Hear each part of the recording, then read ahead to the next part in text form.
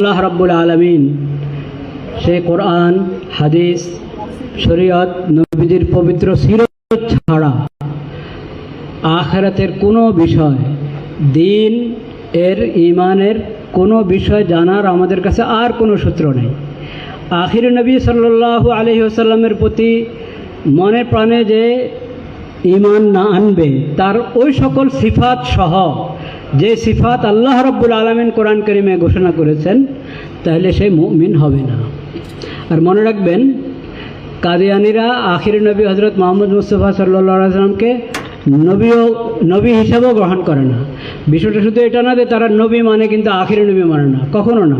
দাবি করে তো দাবি তো তারা এটাও করে যে আমরা আখির নবীকে, আমরা মুহাম্মদ সাল্লাল্লাহু আলাইহি ওয়াসাল্লামকে খাতামুন নবীন মনে করি।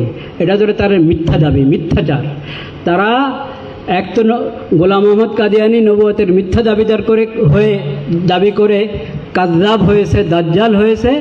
আর তার অনুসারীরা এই নবুয়তের মিথ্যা দাবিদার এই কাযযাব এবং দাজ্জালকে গ্রহণ করে, যেই নামে গ্রহণ করো, মুজাদ্দিদ নামে, মাহদি নামে, মাসিহ নামে বা নবী নামে, যেভাবে গ্রহণ করে থাকুক, এই কাযযাব এবং দাজ্জালকে আল্লাহ বিদ্রোহী, নবী বিদ্রোহী, ইসলামের দুশমন, কোরআনের দুশমন, নবীর এই দুশমনকে গ্রহণ করার কারণেই তারা নবী করিম সাল্লাল্লাহু আলাইহি ওয়াসাল্লামের উম্মত থেকে আলাদা হয়ে গেছে।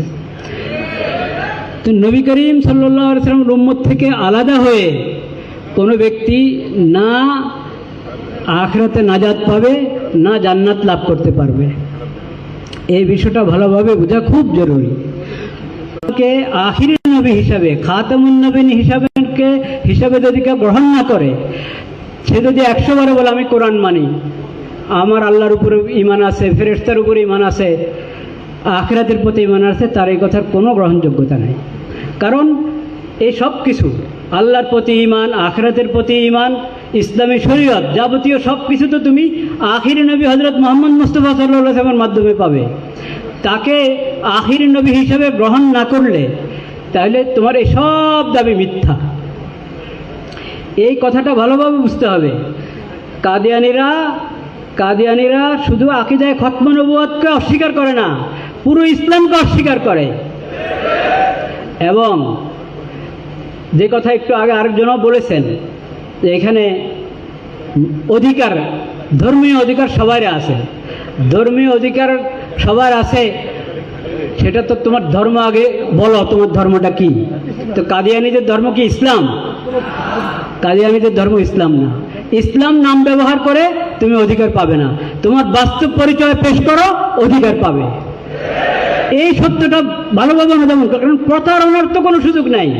তারা তো প্রতারণা করে যাচ্ছে মুসলিম উম্মতের সাথে, ইসলামের নাম ব্যবহার করে, নবীদের নাম ব্যবহার করে, ইসলামের কালিমা ব্যবহার করে, ইসলামের পরিভাষা ব্যবহার করে, মসজিদ শব্দ ব্যবহার করে, ইসলামের প্রতি দাওয়াত দেওয়ার নাম এবং পরিভাষা ব্যবহার করে প্রতারণা করে যাচ্ছে। প্রতারণার অধিকার কারও নাই। অধিকার আছে কিন্তু প্রতারণার অধিকার নেই। মসজিদ হচ্ছে, সেই মসজিদের মধ্যে গিয়ে দেখা যায় অজুখানার মধ্যে হাম্মামের জিনিস পাওয়া যায়। এটা হবে না। আপনারা ব্যবসাকে নবী করিম সাল্লাল্লাহু আলাইহি ওয়াসাল্লামের মহব্বত, ইসলামের মহব্বত হিসাবে ব্যবসাকে ব্যবহার করেন, কারণ দুনিয়া কামাইয়ের জন্য ব্যবসা করবেন না। যদি ব্যবসাকে ইমানি গায়রত এবং নবীদের মহব্বত হিসাবে আপনার ব্যবসাকে কাজে লাগান, এটা দুনিয়াতেও ব্যবসা হবে, আখিরাতে ব্যবসা হবে। আর আপনারা আগে বাড়লে তখন কাদিয়ানী, এই যাদের ব্যবসা, এটা হলো জাহান্নামের ব্যবসা, জাহান্নামের ব্যবসা। তাদের পণ্য যদি আমরা বেহুশের মধ্যে ব্যবহার করি, তাহলে আমরা তাদেরকে সহযোগিতা করলাম, যেটা কখনোই ইমানের দাবি হতে পারে না, মুহাম্মদ মুস্তাফা সাল্লাল্লাহু আলাইহি ওয়াসাল্লামের মহব্বতের দাবি হতে পারে না।